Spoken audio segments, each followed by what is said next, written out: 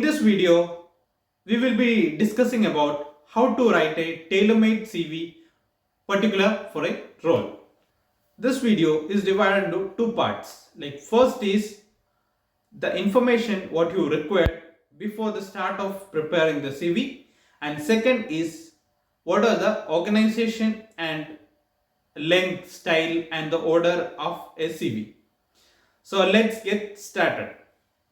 In the first part, we will be discussing how to gather information about a particular role, like what information you should collect uh, before you start preparing a CV, or what could be the time frame or the time you spent for the preparation of a tailor-made CV particular to a role, whether it is 1 day or 1 hour, or is it 7 day, 1 week, or is it 1 month. How much time we should spend to prepare a CV? That's the immediate question. So all of us expect that our first application to be successful. But the question here is that are we spending the right amount of time to do the pre-application research to have our application to be a successful one? So now in this video we will discuss that. So what is pre-application research? What information you should gather when you apply for a particular role? So we'll start with the step by step. So the first thing is that what is the requirement of this position? You will get to know about this the requirement of this particular role given in the job description for the position.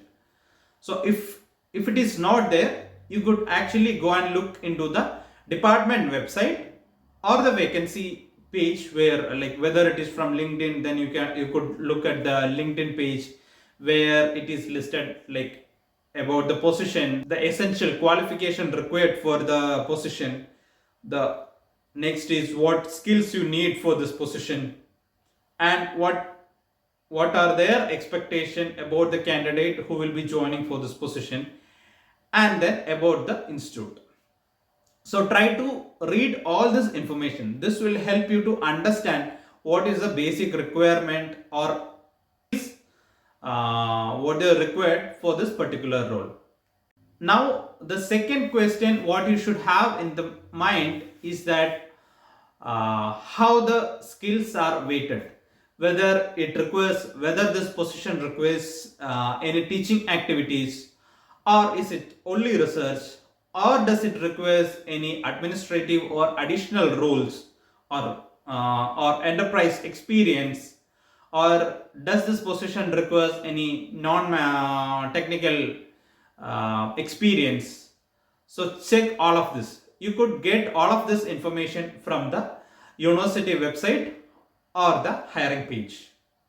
The next question is, if the position requires teaching activities, then what are the undergraduate courses and postgraduate courses is offered by the university or the department, and where would you fit in? Like what all skills you have, and what all courses you could teach in the particular department, or when you are in the particular role, or how do you work with the other departments?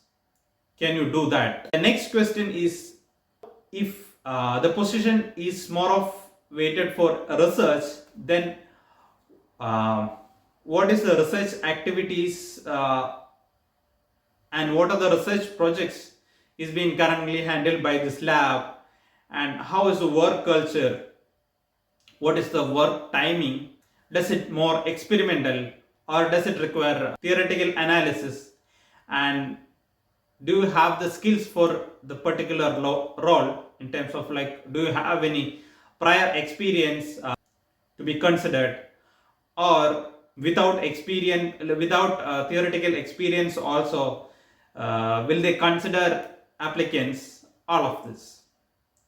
Now doctoral students and you want to do PhD abroad, the other thing you should look for is what is the reputation of the department or the lab or the supervisor. uh, good amount of publication, which does not mean that number of publication. It is quality of the work. Even though even though the professor has less number of publication, but the quality of work is good enough, then you should definitely consider these professors for your doctoral studies. Next thing is, how is the working time, whether it is 8 to 8 or it is a 24 by 7 labs. Like in US, you have the facility to work anytime, but in Europe that's not the case. Normally in Europe you will have access to the labs only 8 to 8, so you can come to lab maximum at 8 o'clock in the morning. Before you, if you want to work before 8, you have to take permission, and normally this will be Monday to Friday, and maximum you can stay in the lab, it's only till 8 o'clock. Try to gather information about that. Then what is your expectation from this position when you consider by considering your long term goals? Like if you want to be in academics, your expectation or the skills you want to develop for that particular role, or if you want to go to industry, what skills you want to develop, and will you get these skills from this role, or do you want to consider something else? Consider all of this. After considering all of this and still you want to apply, like you feel that I'm the right candidate, so I could apply, then the next question is, how much is the length of a CV? Normally this 2-page rule is mostly applicable to industrial positions. It's not applicable for academic positions, because you might want to list number of publications and also the awards you have received and also the conferences you have attended. So all of this take vital amount of space, so you want to list all of that. And for a junior level position, normally you can have a 4-page CV, that's acceptable. Now the question is, what style? Is there any different style for an academic CV? With my knowledge, there is no specific styles. You could follow the normal style. So the organization is this way. We'll start with personal details, then education, publication, then conference presentations, then awards, scholarships and fundings you have received. Now personal details. Always title of your CV should be your name. It should not be curriculum vitae or resume or something else. Your name should be the title of your CV. In US, normally people use the qualification also after your name, like Emmanuel Joseph PhD. Secondly, immediately after that, you should have your contact address or alternative address which they can contact you, or permanent address. Next is the email ID and phone number, the link to the LinkedIn profile. Now education. We'll start with the most recent education. So in the education section, you should have the dates and qualification, name of the supervisor, dissertation title, purpose and awards. Then include the qualification under the relevant institutions. Give final grades of your first degree, and if you are an international student, it is better to provide the range of score and size of the class, explain the difference in how subjects was taught and assessed. Next is publication, vital component of your CV. List all the first author publications followed by co-author publications if you have. The style you should use for this is normal referencing or bibliographic styles. You could actually highlight your name in each publication, and if you have too many publications, in the first line you could add the number of publication also. Don't think that the professors will count each one to get the numbers. If you have too many, like if it is just less than 5, it's okay, but if you have more than 5, it is better to list that the number of publications.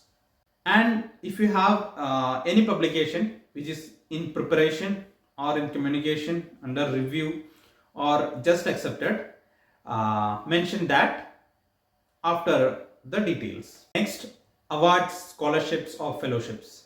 Mention, have you received any awards or have you received any grants while you are a master student or doctoral student, and how much was the money? Was it considered based on the merit? And have you received any prestigious fellowships? Like in India, you will have PMR fellowships. Next is teaching experience. Then always better to put quantity and describe the details of your teaching experience, like what courses you have taught, what is the number of students, and what level of courses was that, how did you perform, or what was the feedback from the students. And also you could add, if your students have received prestigious awards. Next is conference presentations.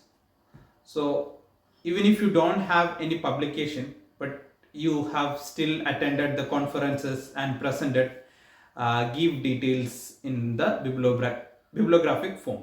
So normally most of the conference has this abstract book where they have the bibliographic details. So try to include that. And if you are an invited speaker in a conference, or you have presented a oral presentation or poster presentation, give details of that, like mention whether it is oral, poster, or invited talk. So mention that, give the details of the work you presented, also details of the conferences you have attended. Relevant skills, like what skills you have developed during your masters or during your PhD, or do you know any softwares, what all softwares you know, what are experimental skills you have, what all instrument you have handled by your own. This relevant skill could include IT or web cataloging facility, or laboratory skills or techniques, or field techniques, or any survey methodologies, or special statistical packages. Then languages, both IT languages like programming languages, or the softwares which is particular to any specific measurements. Then you could also add a section called interest. This should be out of your academic activities. Have you engaged in other non-academic activities like entrepreneurship club, or sports, or other public science communication? So have you done any of this? Then you could include in this section. Lastly, the reference. Normally the ideal person for your reference is your dissertation supervisors. For PhD, it could be your supervisor or your advisory committee members, or the reviewing members of your work. For master student, it could be your tutor or the dissertation thesis supervisors. A referee should be somebody who knows you and who know your work, your skills, and all of that. Add the names, affiliation, their position, contact details in the reference sections. Here are some of the samples of the CVs. You could look at it, and there are also websites like Stanford University website, where you could get sample resumes or CVs for particular roles. So look at this. I will be sharing the link in the description box. If you have any questions, please reach out me through comments. And if you have enjoyed this video, please like, share and subscribe, and keep watching the upcoming videos. Bye bye.